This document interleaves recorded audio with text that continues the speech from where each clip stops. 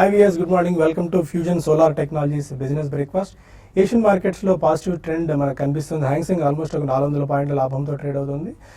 Almost Nikkei కూడా 600+లో trade అవుతుంది. కాస్త స్ట్రాంగ్గా కనిపిస్తుంది. ఎస్జిఎక్స్ నిఫ్టీ కూడా 1% లాభంతో ప్రస్తుతం ట్రేడ్ అవుతుంది. ఆల్మోస్ట్ 60 to 65 పాయింట్స్ ప్లస్తో నిన్న మనం చూసాం బాగా వీక్నెస్ మనకు కనిపించింది. Asian markets across the pack అని చెప్పుకోవాలి.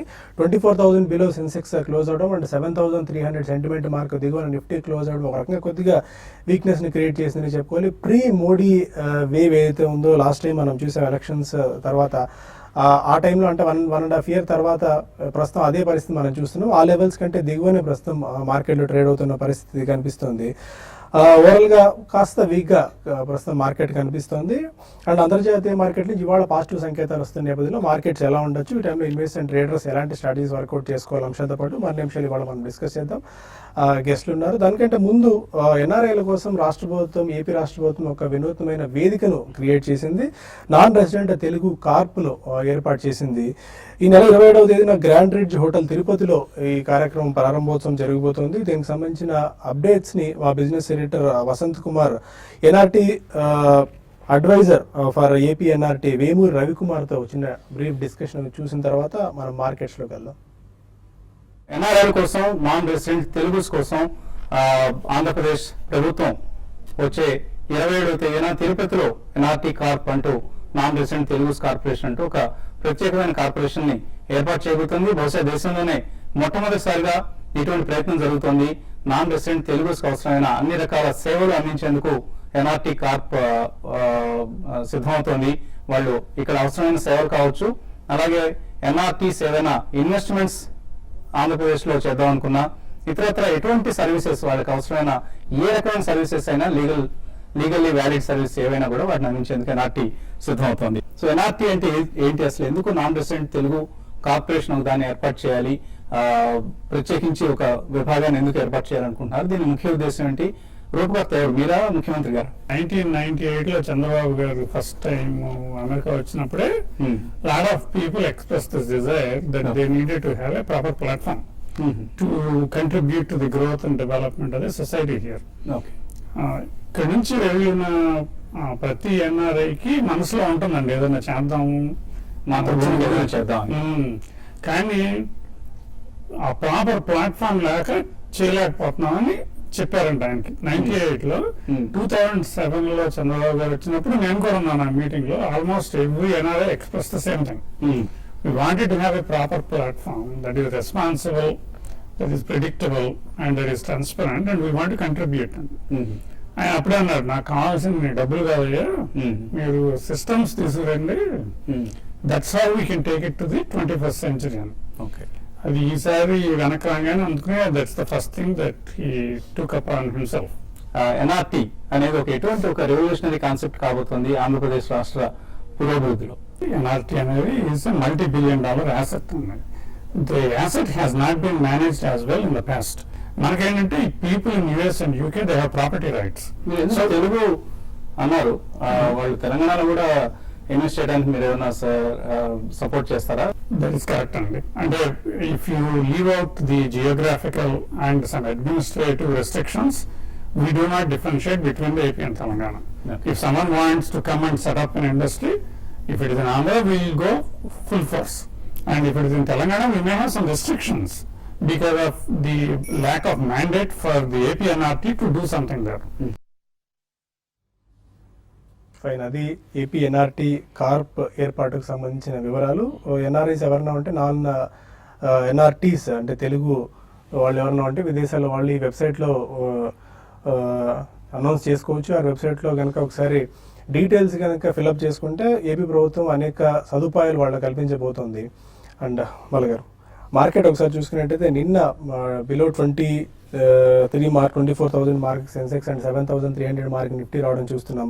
ఇవాళ ఏషియన్ మార్కెట్స్లో కొద్దిగా పాజిటివ్ ట్రెండ్ కనిపిస్తుంది. నిన్న ఈసీబీకి సంబంధించిన ఒక న్యూస్ రావడంతో, ఎందుకంటే వడ్డీ రేట్లను హోల్డ్ చేశారు అండ్ స్టిమ్యులస్ కూడా మార్చ్లో ఇచ్చే అవకాశం ఉందని ఒక సంకేతాలు పంపించిన నేపథ్యంలో ఎలా ఉండొచ్చు ఇవాళ కూడా ఏదైనా ఒకవేళ బౌన్స్ వస్తే రెడ్ కార్డ్ బౌన్స్ అనుకోవాలా? అంటే మార్కెట్ చాలా బీట్ అండ్ డౌన్ కాబట్టి డెఫినెట్లీ మనకి కొద్దిగా బయింగ్ అనేది ఎక్కడైనా ఎమర్జ్ అవుతుందని చెప్పి కూడా చాలా మంది అంటే టెక్నికల్ ఎక్స్పర్ట్స్ మన రాజేంద్ర గారు ముందే నుంచి చెప్తున్నారండి. అరౌండ్ 72-7300 దగ్గర ఒకసారి డెఫినెట్లీ బాటమ్ అవుతుందని చెప్పి, సో అలా మనకి కొద్దిగా బయింగ్ అనేది ఎమర్జ్ అయింది. సో మారియో ద్రాగి గారు యాక్చువల్లీ మనకి మార్చ్ 17 తర్వాత కూడా, మార్చ్ 16 తర్వాత ఇట్స్ ఓన్లీ అన్ ఎక్స్టెన్షన్ అండి. గతంలో కూడా కంటిన్యూస్లీ లాస్ట్ 2 years నుంచి అక్కడ ఈ క్వాంటిటేటివ్ ఈజింగ్ అనేది జరుగుతూనే ఉంది. So it's only an extension and interest rates అనే అది డెఫినెట్లీ పెరగు అనేది సూచన కూడా ఇచ్చారు కాబట్టి I think it's been a positive. So slightly కొద్దిగా crude rebounds and worldwide markets have actually been completely decimated అనే చెప్పాలండి లాస్ట్ 1 week 10 days లో. సో అక్కడి నుంచి డెఫినెట్లీ ఒక బౌన్స్ అనేది రావాలి. అదే it's dead cat bounce or not, we really do not know right now అండి. బట్ డెఫినెట్లీ కింద లెవెల్స్ లో కొద్దిగా కొనుగోళ్లు అనేవి చేశారు. గోయింగ్ ఫార్వర్డ్ మనకి I think only one major thing is going to decide the future of the markets అండి. మనకి ఇంట్రెస్ట్ రేట్స్ తక్కువ అనేది అవన్నీ కూడా పక్కన పెడితే ఎక్స్టర్నల్ న్యూస్ కానీ ఇంట్రెస్ట్ రేట్స్ కానివ్వండి, ఇవన్నీ కంప్లీట్లీ బడ్జెట్, జిఎస్టీ ఇవన్నీ నాయిస్ మళ్ళీ ఎక్కువ అవుతుంది. But the only factor and predominantly ఒకటే ఒక ఫ్యాక్టర్ అండి, కార్పొరేట్ ఫండమెంటల్స్ ఇంప్రూవ్ అవ్వాలి, కార్పొరేట్ ఎర్నింగ్స్ పెరగాలి. సో దానికి I think at least we are about 2 quarters అవే. ఈ లోపల మనకి మార్కెట్ అనేది ఒక స్టెబిలిటీ అనేది రావాలండి. I'm not talking about the next 1 or 2 weeks, it's about the next 1 or 2 quarters. So ఈ కారణం మూలాన మనకి ఎక్కడైనా షార్ప్ గా ఫాలో అయినప్పుడు కొద్దిగా బయింగ్ అనేది ఎమర్జ్ అవుతుంది. నిన్న కూడా మనం చాలా మిడ్ అండ్ స్మాల్ క్యాప్ లో కూడా బయింగ్ అనేది చూసాము. ఫ్రంట్ లైన్స్ లో అఫ్ కోర్స్ మనకి మేజర్ కంపెనీస్ కొద్దిగా రియాక్ట్ అయినా కానీ అబౌట్ 7300 దగ్గర మాత్రం ఒక స్ట్రాంగ్ సపోర్ట్ గా మనకి ఫ్రంట్ లైన్స్ కూడా సపోర్ట్ చేస్తుంది. సో గోయింగ్ ఫార్వర్డ్ నిన్న చూసే మనం huge figure of selling from FIs also, but domestic institutions కూడా బాగానే కొన్నారు. సో మనకి ఈ next 3 months generally insurance money కూడా చాలా వస్తుందండి, అండ్ మ్యూచువల్ ఫండ్స్, ఈఎల్ఎస్ఎస్ ఇవన్నీ కూడా కొద్దిగా ఉద్రిక్తం అవుతాయి. నెక్స్ట్ 3 months లో మాక్సిమం మనీ అనేది ఇన్ఫ్లో అవుతుంది. అది ఈక్విటీ మార్కెట్స్ లో probably over the next 3 to 6 months deploy కూడా అవుతుంది. కాబట్టి ఐ థింక్ రీసెంట్లీ మనం చూసిన షార్ప్ ఫాల్ కి ఒక చిన్న బ్రేక్ అయితే పడిందని చెప్పుకోవచ్చు. We cannot call it a dead cat bounce. So ఇక్కడ నుంచి depending on absolute corporate fundamentals market move అవుతుందని చెప్పొచ్చు. ఓకే రాజేంద్ర గారు, టెక్నికల్ సీన్స్ వచ్చేస్తున్నాయి. యా, ఐ థింక్ నేను ఆఫ్టర్నూన్ కూడా మనం చెప్పడం జరిగిందండి. మొన్నటి లో ఏదైతే ఉందో 7241 ప్రాబ్లీ దాని కింద క్లోజ్ అవుతేనే ఫ్రెష్ లోస్ వచ్చే ఛాన్స్ ఉంది. ఐ థింక్ ఒక రేంజ్ బాండ్ అనేది మనకి ఎస్టాబ్లిష్ అవుతున్నట్టు అనిపిస్తుంది. ప్రాబ్లీ ఒక షార్ట్ టర్మ్ బాటమ్ కూడా ఫార్మ్ అయినట్టు అనిపిస్తుంది, ఎందుకంటే నిన్నట్లో కూడా ఆల్మోస్ట్ 7276. సో ప్రాబ్లీ ఇప్పుడు traders actually I think they should go long అనే చెప్పొచ్చు. బట్ స్ట్రిక్ట్లీ 7241 కింద క్లోజింగ్ బేసిస్ లో లాంగ్ పొజిషన్స్ తీసుకోవచ్చు. Maybe call options is the right instrument అని చెప్పొచ్చు అండి ఈ స్టేజ్ లో, ఎందుకంటే రిస్క్ కొద్దిగా తక్కువ ఉంటుంది. అండ్ అదేవిధంగా మార్కెట్ ఇక్కడ నుంచి ఎక్కువ పెరిగేదైతే కనపట్లేదు, బికాస్ 7470 ఏదైతే మొన్నటి హై ఉందో అది ఒక ఫస్ట్ రెసిస్టెన్స్ మనకి డెఫినెట్ గా ఉంటుంది. అదేవిధంగా మార్కెట్ ఇంకా కొద్దిగా పెరిగితే కనుక 7539 ఏదైతే మనం ట్రిపుల్ బాటమ్ అనుకున్నామో అది ఇప్పుడు ఒక మేజర్ రెసిస్టెన్స్ బార్ గా మనం సూచిస్తుంది. And maybe 20-day moving average 7649. So ఈ 3 ప్రైస్ పాయింట్స్ అనేది మనకి మేజర్ రెసిస్టెన్స్ పాయింట్స్. కాబట్టి లాంగ్ పొజిషన్స్ ఉన్నారో డెఫినెట్లీ ఇప్పుడైతే హోల్డ్ చేసి ట్రైలింగ్ స్టాప్ అనేది పెట్టుకుంటే ప్రాబ్లీ ఈ ర్యాలీ ఏదైతే ఉందో మేబీ దాన్ని క్యాష్ చేసే అవకాశం ఉంటుంది. అదేవిధంగా బ్యాంక్ నిఫ్టీ చూస్తే కనుక మనం లాస్ట్ 2014 ఆగస్ట్లో ఏదైతే లో చూసామో 14,707 ఆల్మోస్ట్ అది మనం 2 days కింద టచ్ అవుట్ అని చూసాం. సో ఇప్పుడు మొన్నటి హై అండ్ లో ఏదైతే ఉందో 15,533 అండ్ 14,754 ఈ రెండు కూడా ఒక సపోర్ట్ అండ్ రెసిస్టెన్స్ పాయింట్స్ గా మనం పరిగణించవచ్చు. అదేవిధంగా బ్యాంక్ నిఫ్టీ కూడా మనకి 20-day మూవింగ్ యావరేజ్ అనేది 16,110. సో ప్రాబ్లీ మాక్సిమం ర్యాలీ అంతవరకు రావచ్చు మనకి. బట్ మనకి రెస్ట్రిక్షన్ అనేది 15,453 దగ్గర ఒక మేజర్ రెస్ట్రిక్షన్ అనేది ఉంటుంది. అది క్రాస్ అవుతే కనుక ఇంకో 500 points పెరిగే ఛాన్స్ ఉంది. బట్ ఇలాంటి స్టేజ్లో ఏంటంటే ప్రాబ్లీ ర్యాలీ మనం డెఫినెట్లీ సెల్లింగ్ కోసం యూజ్ చేయాలి. ఏవైతే అండర్ పర్ఫార్మింగ్ సెక్టర్స్ ఉన్నాయో ఎస్పెషల్లీ పిఎస్యూ బ్యాంక్స్ కానీ మెటల్స్ కానీ any rally probably 20-day moving average దగ్గరకు వస్తే కనుక ఆ స్టేజ్లో మనకు ఉన్న పొజిషన్ కానీ లేదంటే ఫ్రెష్ షార్ట్స్ అనేది మనం అటెంప్ట్ చేయొచ్చు. Example of state bank of India maybe 175-180 మధ్యలో ట్రేడ్ అవుతుంది. దాని 20-day మూవింగ్ యావరేజ్ అనేది 206 దగ్గర ఉంది. సో ఏమాత్రం అది పుల్ బ్యాక్ వచ్చి అక్కడ దాకా వస్తే ప్రాబ్లీ లాంగ్ పొజిషన్స్ ఎగ్జిట్ అయ్యి మేబీ ఫ్రెష్ షార్ట్స్ అనేది క్రియేట్ చేయొచ్చు. ఓకే బాలాజీ గారు, ICICI Prudential balanced advantage fund ఇవాళ చెప్పబోతున్నారు. ఏంటి స్పెసిఫిక్గా దాని రోల్ ఏంటి, వాళ్ళు ఎవరికి ఇది ఉపయుక్తంగా ఉంటుంది? రైట్, ప్రస్తుతం ఉన్న మార్కెట్ కండిషన్స్లో ఇది పర్ఫెక్ట్ ఫండ్ అండి. ఇది 2006లో స్టార్ట్ అయిన ఫండ్, క్రిసిల్ బ్యాలెన్స్డ్కి బెంచ్ మార్క్ అయిన ఫండ్. అండ్ ఇది డైనమిక్ అసెట్ అలొకేషన్ మోడల్ని ఫాలో అవుతుంది. So based on the market conditions ఇది బ్యాలెన్స్డ్ ఫండ్ అని చెప్పుకోవచ్చు మనము. Based on the market conditions equity exposure increase చేయడము డిక్రీజ్ చేయడం జరుగుతుంది. ఇది ప్రైస్ టు బుక్ వాల్యూ మోడల్ని ఫాలో అవుతుంది. So as per the price to book value market valuations కనుక ఎక్కువగా ఉంటే it reduces the equity exposure in the fund, and price to book value of the market తక్కువగా ఉంటే it increases the equity exposure of the fund. So జనరల్గా ఇన్వెస్టర్స్కి greed and fear ఏదైతే ఉంటుందో మార్కెట్లో, so that is completely cut off through this fund అండి. And ఈ balancing అనేది on daily basis చేయబడుతుంది అనమాట. అండ్ జనరల్గా ఈక్విటీ ఎక్స్పోజర్ వచ్చేసి మినిమం 30% అండ్ మాక్సిమం 80% ఈ ఫండ్లో ఇన్వెస్ట్మెంట్ చేయబడుతుంది depending upon the valuations of the market. And balance amount వచ్చేసి డెట్లో ఇన్వెస్ట్మెంట్ చేయబడుతుంది. And this fund has a very good track record of dividend history అండి. ఎవరైతే రెగ్యులర్గా ఇన్కమ్ కావాలనుకుంటారో అలాంటి వాళ్ళకు this fund is very suitable. And దాంతోపాటు రీసెంట్గా ఒక 4 to 5 months back money back option కూడా ఇందులో తీసుకొచ్చారనమాట. So it generally pays 0.75% on a monthly basis, అంటే 9% per year జనరల్గా మనీ బ్యాక్ ఆప్షన్ దీని ద్వారా పేమెంట్ చేయబడుతుంది. సో రెగ్యులర్ ఇన్కమ్ ఎవరైతే కోరుకుంటారో, and that too it will be very tax efficient. So tax చాలా తక్కువగా ఉంటుంది. సెకండ్ ఇయర్ ఆన్వర్డ్స్ ట్యాక్స్ దీనిపైన ఉండదు, ఎందుకంటే ఈక్విటీ బేస్డ్ ఫండ్ కాబట్టి ట్యాక్స్ దీనిపైన పెద్దగా ఉండదు. అండ్ కొద్దిగా అమౌంట్ ఏమైతే ఉందో అది డెరివేటివ్స్లో కూడా ఇన్వెస్ట్మెంట్ చేస్తారో మార్కెట్ ఫాల్ని హెడ్జ్ చేయడానికి.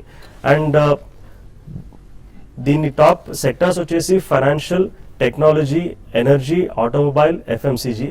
అండ్ టాప్ హోల్డింగ్స్ వచ్చేసి HDFC bank, Infosys, ITC, HCL technologies and ICICI bank. Last 1 yearలో మనం ఇండెక్స్ పరంగా చూసుకుంటే it has fallen almost more than 10%.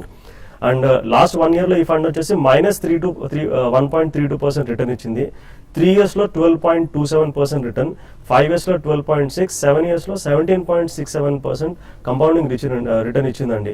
So somebody who is a conservative investor and who want regular returns and regular income from this fund, they can have exposure towards this fund అండి. And 2006లో 1 lakh ఎవరైతే investment చేశారో as of now the value is 2,47,500. Okay పైన ఇక investors నుంచి calls and emails తీసుకునే ముందు business బ్రేక్ఫాస్ట్లో చిన్న బ్రేక్ తీసుకుందాం.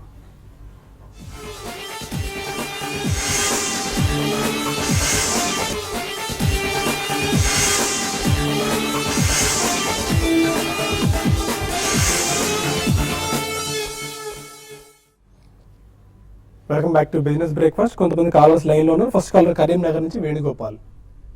హలో సార్, నమస్కారం అండి. నమస్కారం అండి. సార్ ఎల్ఐసి ఫ్యూచర్ 1115లో బయింగ్ చేసిన సార్, అది ఎంతలో ప్రాఫిట్ బుక్ చేయమంటారు? ఇప్పుడు బ్యాంక్ నిఫ్టీ ఫ్యూచర్ లో కొనుక్కోవచ్చా? Okay LIC L&T future probably మీరు చూస్తే కనుక మనకి కపుల్ ఆఫ్ డేస్ కింద ఒక డోజీ ఫామ్ అవటం చూసామండి. సో 11:15లో మీరు కొన్న అంటున్నారు. ప్రాబ్లం ఏంటంటే బేసికలీ మీరు 1069 ఏదైతే 3-day లో ఉందో అక్కడ మీరు స్టాప్ లాస్ పెట్టుకోవాలి. ఏమాత్రం ర్యాలీ వచ్చి 1157 దగ్గరికి వస్తే అక్కడ 50% ప్రాఫిట్. అదేవిధంగా దీన్ని మనకి 20-day moving average 1201. So I think maximum 1200 దాకా ర్యాలీ అయ్యే అవకాశం ఉంది. మేబీ ఈ స్టేజ్ లో మీరు ఫస్ట్ స్టాప్ లాస్ అనేది 1069 పెట్టుకుని స్టాప్ లాస్ ని మీరు ట్రైల్ చేసుకుంటూ వెళ్తే ప్రాబ్లీ ఐ థింక్ 1155 to 1200 మధ్యలో మీరు ప్రాఫిట్స్ బుక్ చేసుకోవచ్చు. బ్యాంక్ నిఫ్టీ ఎప్పుడు అటెంప్ట్ చేయొచ్చా అని అడిగారు. Bank Nifty I think call options attempt చేయొచ్చండి. మన ఇనిషియల్ స్పీచ్ లో చెప్పినట్టు ఐ థింక్ స్ట్రిక్ట్లీ మనకి ఏదైతే 15,086 2-day బార్ ఏదైతే ఉందో అది స్టాప్ లాస్ పెట్టుకొని మీరు అటెంప్ట్ చేయొచ్చు. మేబీ 15,600 15,700 దాకా వెళ్ళే అవకాశం ఉంది. చిత్తూరు నుంచి విద్యాసాగర్ మరో కాలర్.